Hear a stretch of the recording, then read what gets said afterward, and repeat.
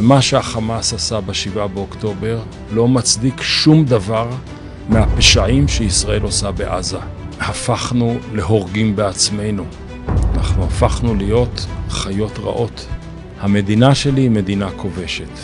הפוליטיקה שלי היא פוליטיקה כובשת. סמוטריץ' ובן גביר ונתניהו הם שדים רעים. מה שלא הספקנו ב-48, אנחנו רוצים לעשות עכשיו.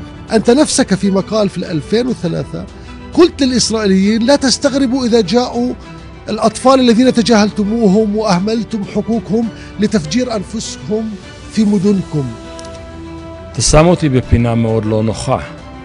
פלסטין נמצאת במרכז המדיניות העולמית. אוסלו היה רגע של מאיפה זה בא? אהוד ברק אמר בזמנו, אם אני הייתי פלסטיני, הייתי נאבק. אני חושב שזה סנטימנט נכון.